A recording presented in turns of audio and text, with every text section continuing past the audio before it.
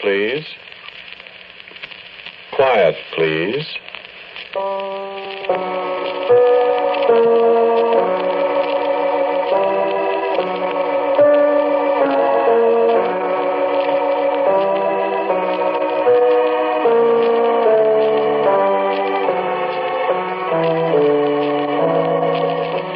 The American Broadcasting Company presents Quiet Please, which is written and directed by Willis Cooper and which features Ernest Chappell. Quiet Please for tonight is called The Hat, the Bed, and John J. Catherine. When I talk to you about John J. Catherine, I'm talking about me. I've got into more battles about my last name. I have had to make it clear to at least 4 million people that Catherine is my last name, not my first. And in the process, I have accumulated more numerous contusions, fractures, superficial abrasions, black eyes, and bloody noses than can readily be counted by one person.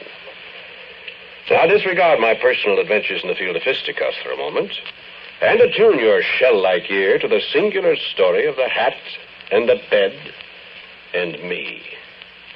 However, don't get carried away to the extent of thinking of me as Kitty, or Kate, or any of the other diminutives of my last name, or I am quite likely to rap you smutly over the sconce with a stage brace. I much prefer, if you must be familiar, to be addressed by my usual sobriquet of Gentleman Johnny. However, I am just as happy when you call me Mr. Catherine. Just wanted to make myself perfectly clear. My profession is that of a stagehand. To continue our brief gander at my personal history and to orient you somewhat concerning myself, I have carried a card in the IATSE ever since the actors' strike, which more or less dates me. As a matter of fact, and strictly between you and me, there was a time when I entertained certain ambitions myself. When I left Rockford as a young man, valedictorian of my class at Rockford High, I studied with Christensen in Chicago for 4 months. Then the lamented Thomas Wood Stevens once said that I had legs like Bert Lytell's. And though I have devoted my energies to another phase of the theater for these many years, I am still able to offer slight competition to these young upstarts who people the stage today. Indeed, I very often linger after an evening performance to try my slightly decrepit wings, alone in the house at midnight. Nay, I will win my wager better yet and show more signs of her obedience, her new-built virtue and obedience. See where she comes and brings your froward wives as prisoners to her womanly persuasion. Why, there's a wench. Come and kiss me, Kate. The Bard, Taming of the Shrew, Act 5, Scene 2, Petruchio speaking to Katharina. I could go on for 3 days. Before you go on for 3 days, Mr. Catherine, suppose you step over here and give these boys a hand with the scenery for the next act, huh? And make it snappy, Mr. Catherine? That a boy, Mr. Catherine. Oh, that this too solid flesh would melt. Hamlet, Act 1, Scene 2. John Catherine been telling you how he'd have wowed him in Grand Rapids if he'd stuck to his first love, the theater? Don't you listen to it. First thing you know, we'll have you talked into angeling a production of Shakespearean repertory in somebody's cow barn for the summer, starring John J. Catherine as King Lear, Macbeth, Shylock, and assorted King's Henry. And I'm not going to let anybody spoil the best stagehand I ever saw to make a fourth-rate ham actor out of him. Not that he isn't a fourth-rate ham actor already. Me? I'm Evelyn Pierce. I produce plays and things. And I think John J. Catherine hates my viscera. I don't mean to be mean to John. I like him. But we got work to do putting on a play. And that's the stagehand's business. Oh, hello, John. Back so quickly? Miss Pierce, I quit. Again, John? For positively the last, final, definitive time, Miss Pierce, I quit. I am done. I resign.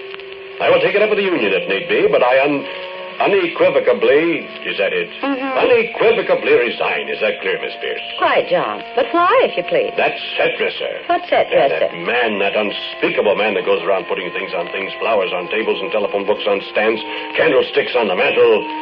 He put my hat on the bed. Oh. And so, Miss Pierce, I unequivocally resign. It is so.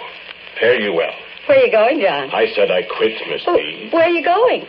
I am going to the mortician's. I'm going, Miss Pierce, to the mortician's to talk over certain details. Details of what, John? A funeral, Miss Pierce. A funeral, John? My funeral, Miss Pierce. I don't quite understand you, John. Miss Pierce, are you unaware that a hat placed on a bed is a sure sign of death? Please omit the flowers, Miss Pierce.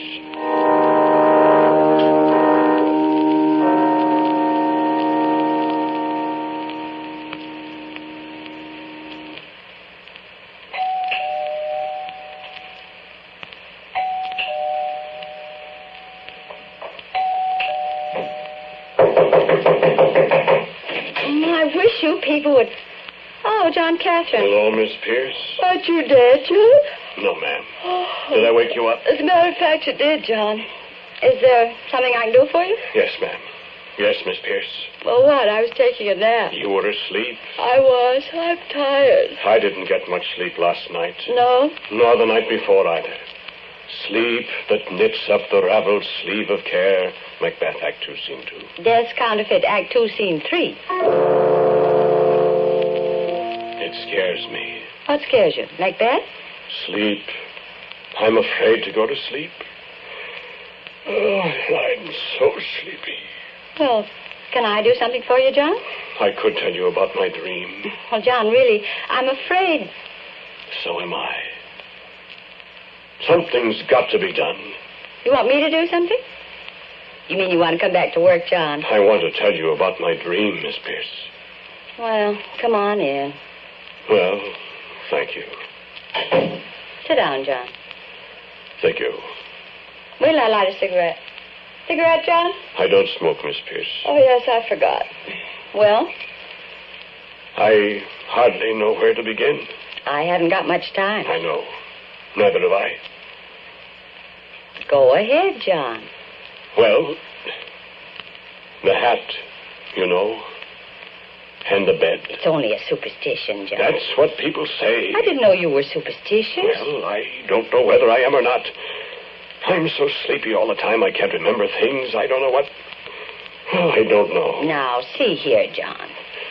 Yes, ma'am. Well, I'm just afraid of dying.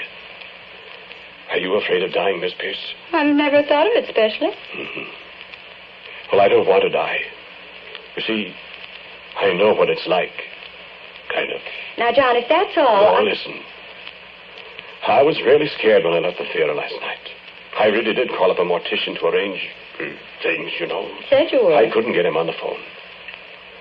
So after a while, I lay down as one who wraps the drapery of his couch about him. And lies down to peaceful dreams, Thanatopsis, William Cullen Bryant. Yes, thank you.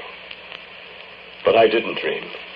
Peacefully or unpeacefully. Thought you said you did. No, ma'am, I just went to sleep. But you said you dreamed, John. You said you wanted to tell me your dream. That's what you said. I know. When I woke up, it was real late. Really late, I mean. Very late. It was dark. Black dark. I could hardly see the light from the window. Couldn't see it at all, as a matter of fact. Black dark, and I was so thirsty. I had to have a drink of water. My mouth was just parched. Sleeping with your mouth open. I suppose. Well, after a while, I couldn't stand it any longer, so I got up. Now, the bathroom's here, you see. My bed is like this, and the dresser's over here. And there's a chair. Mm-hmm. I got up, and I couldn't find the light switch. I knew I could find my way in the dark to the bathroom, all right, and I did. I got my drink of water, and my goodness, it tasted good. And then I started back to bed. When I came back, the bed was gone.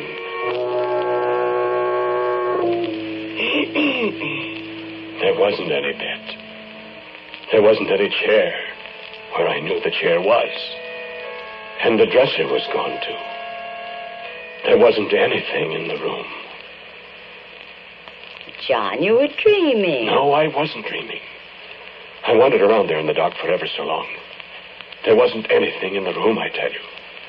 My gracious, Miss Pierce, I can walk 3 steps from my bathroom door right to the edge of my bed. It's a little low bed. I bump it with my knee.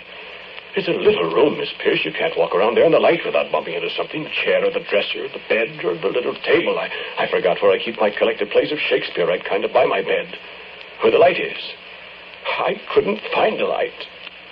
I couldn't find any light. I don't understand it, John. Because of the hat on the bed. Oh, John. That's right. Just because you had a bad dream. It wasn't a dream. You said you wanted to tell me your dream. Only way I could think to describe it. But it wasn't a dream. Just a big empty place. Dark, black dark. Empty. I've been very badly frightened, Miss Pierce. What happened when you waked up, John? I wasn't asleep. It wasn't a dream. It was a kind of preview of death, Miss Pierce. Oh, no, John. A dream. Now, don't sit there and shake your head, John. I've had dreams like that myself. Extraordinarily vivid dreams that leave me wondering when I wake up whether I... John, you're not listening to me. Oh, I'm so sleepy, Miss Pierce. Well, you're not going to sleep in my house now. I won't go to sleep, Miss Pierce. I'm afraid to go to sleep. Afraid of dreaming. I don't know what I'm afraid of. Well, cigarette, John? I don't smoke, Miss Pierce. I forgot. It's all right. Well, it is an extraordinary experience, isn't it? Yes. Well, well, why'd you come to tell me about it? Did you... I'll be glad to have you go back to work if you want to. You want to do that? No, I don't think so. I just wanted to tell you about it. Why, me especially, John. Oh, gracious, don't you know? John, I'm very flattered, really, and you know, You but... don't know? Of course not. Well, you were there. I was there. Yes, Miss Pierce. I've never heard anything so absurd in all my life. What was I doing there? In the dark? What were you doing? Why, I don't know what you were doing. You were just there. Now, John, that's absurd. How do you know I was there? You said it was dark. You couldn't see anything. You were there, Miss Pierce.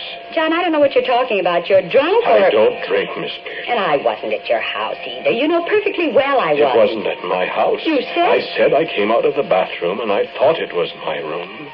But it wasn't. It was just a great, big, dark, empty space. John, when was all this? Well, last night. Oh. I went right home from the theater, you know, and I went to bed like I... When you saw the hat on the bed and you came to me and said you quit? Of course. Last night, John. Yes, ma'am? It was Thursday night you quit. What? 3 days ago, not last night. 3 days ago, John. 3 days ago? Where have you been for 3 days, John? Why, I guess I've been dead. John, I think you'd better get the... What are you staring at? Miss Pierce, you got your hat on the bed.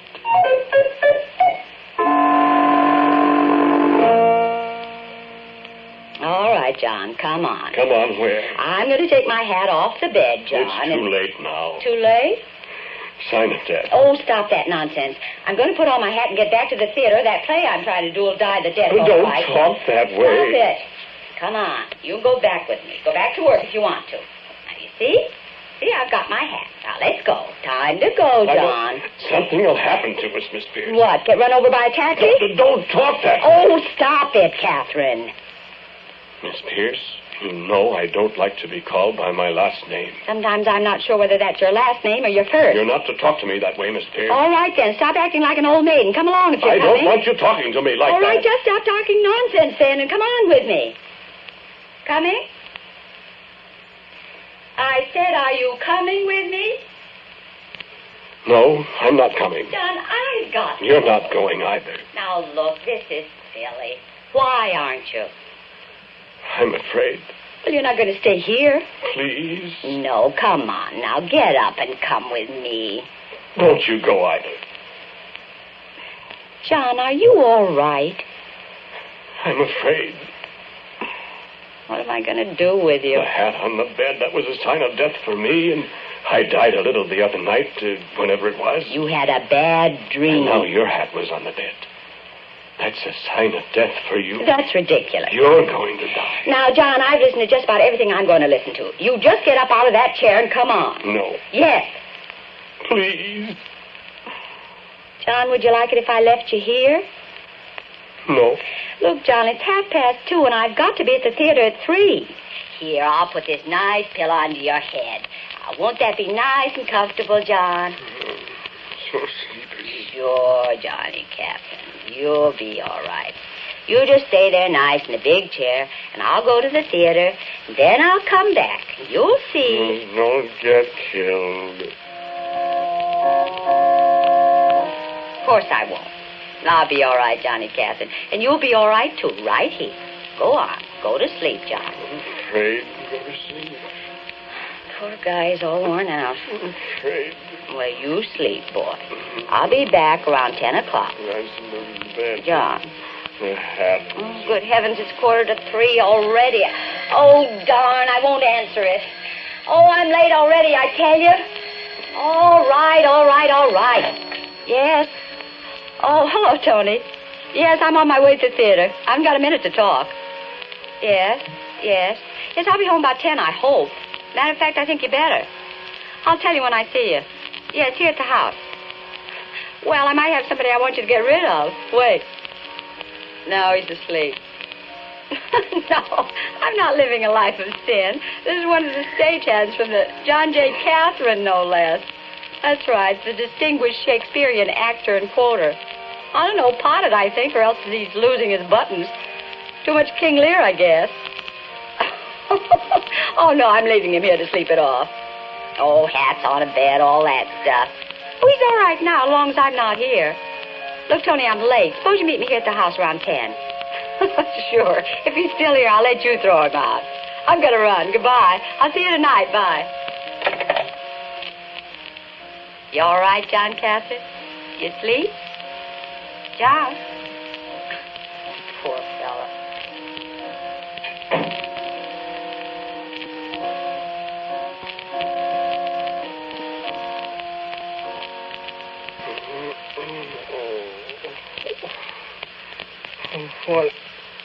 What's this? Where? Oh, Miss Pierce's house.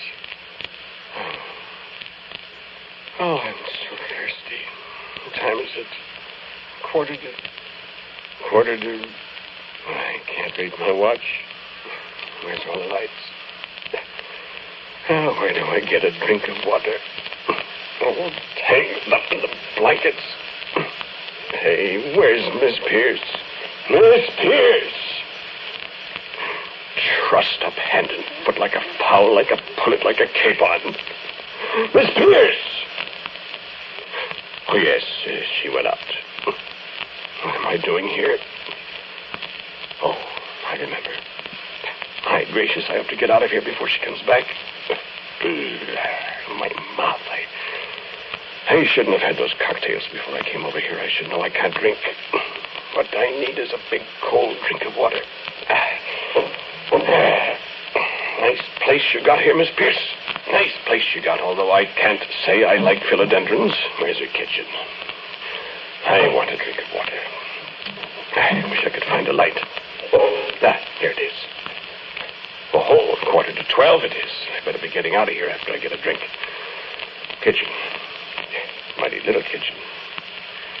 Nice little kitchen. Now, where's the glass? Here we have glasses. Oh, man.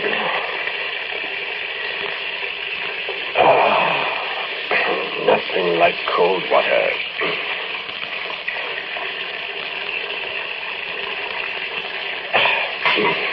Thank you, Miss Pierce.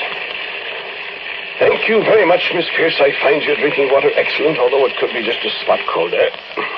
Miss Pierce, I dislike you intensely. I do not love thee, Dr. Fell, a reason why I cannot tell, but this I know and know full well I do not love thee, Miss Pierce. Although the why is not in my mind, in the mind of John J. Catherine, my friends, who might be the idol of millions, nay, billions, if Miss Evelyn Pierce, the eminent producer, would give them a chance to tread the boards. Tread the boards in sock and buskin. Hand me my sock, varlet. I prithee trust my point, and I will reward thee with a cup of sack. Cup of sack of cups. Press my points, whatever that is, Wanda, and I will reward thee with a cup of sack. Yeah, Sir Walter Scott must have been a little stiff when he wrote that. Thou hast looked upon the wine when it is red, Sir Walter. Thou hast looked upon it when it biteth like a serpent and stingeth like an adding machine. Yeah, thou art very funny this night, Sir John J. Catherine. Albeit a trifle corny, sirrah. I've got to get my large, bulky carcass out of here before Miss Pierce comes back, or else Miss Pierce and I will get in the fight, and then I won't get my job back. Much less get a job as a broad cheddar and sock and buskin. Remind me to ask Miss Pierce what is a buskin. I know what a sock is, Miss Pierce. A sock is what I'm going to give you in your pearly teeth if you don't stop being so mean to me, to Sir John J. Catherine, the sock and buskin man from Rockford, Illinois. Egad, not to mention, forsooth, Bassanio, my head hangeth over. I am now undrunk. Well, I would, my fair and fair-to-middling friend, I would that thou wouldst spiel to me whether this beldame hath perchance a small flagon of bourbon concealed on her about the premises. For I would drink of same and restore myself. Anon. Is there no way, as Pierre Louis has the little girl say to Demetrius? Is there no bourbon? What drinkest thou, Pierce? No scotch, no cremivette? No vintage wine? No. Aha. I see you. I see you, John Jameson's excellent pot still product, of which our Miss Pierce will miss not a jot or a tittle out of a bottle which I will tipple. Thank you, Miss Pierce. You have a regrettable habit of leaving hats on beds. But here's to you.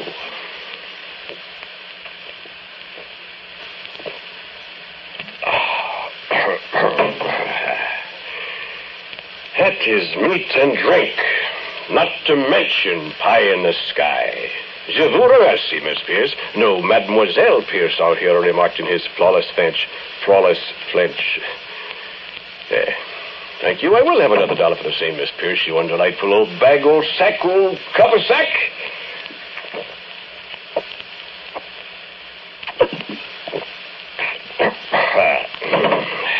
Arigato, Pierson, he remarked in flawless Japanese. And for this short snort, which will cure my hangover completely.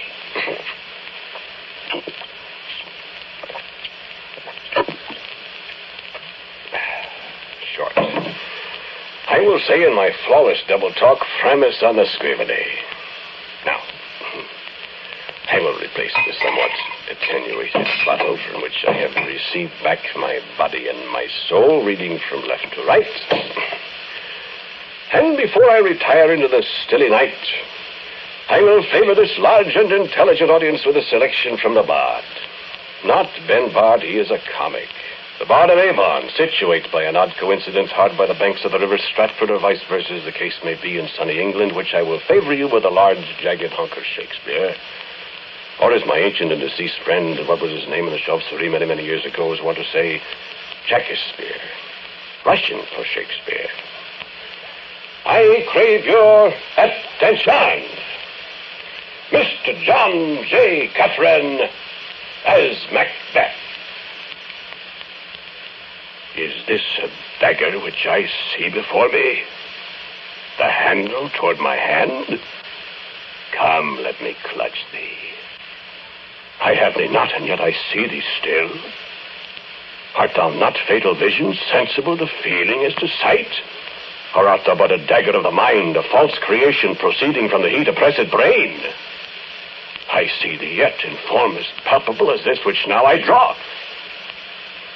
The lights went out. Where's the lights? Miss Pierce, turn on the lights.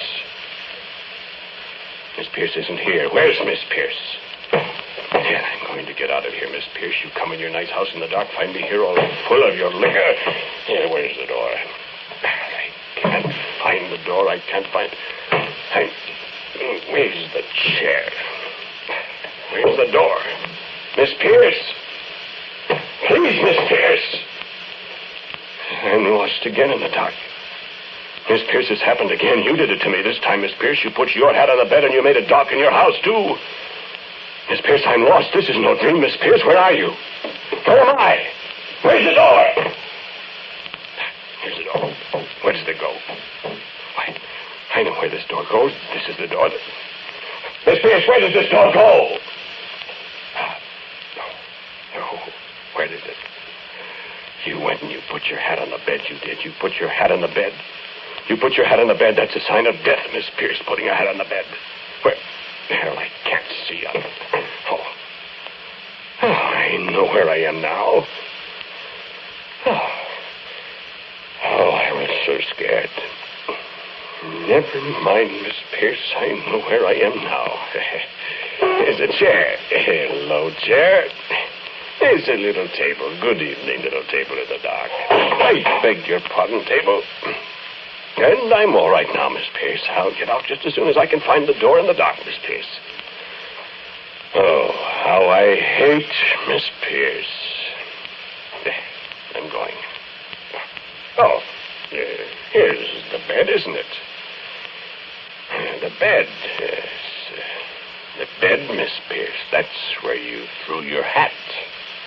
Hat on the bed. Sign of death, old Lady Pierce. I guess I'll just lie down and take me a little rest. Why, your hat's still here on the bed, Miss Pierce. Sign of death, Miss Pierce, leaving your hat on the bed. Sign of death for sure. Silly old Miss Pierce, leaving her hat on the bed. Why, Miss Pierce, you left your head inside your hat.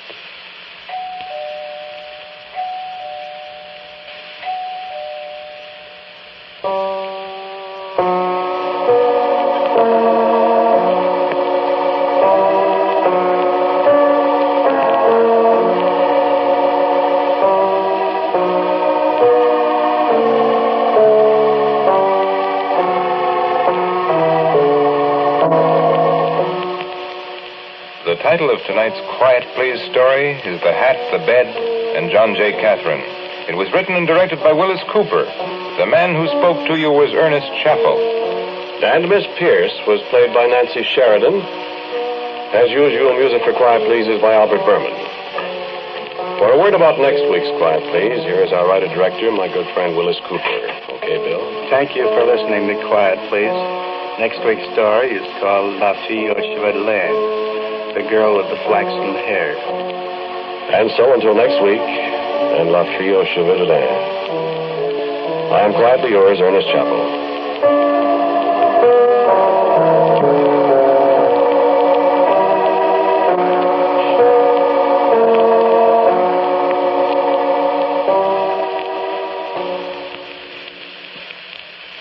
A listening reminder. A united America makes a strong America. That's why each of us should work to rid our community of racial and religious prejudice. This is ABC, the American Broadcasting Company.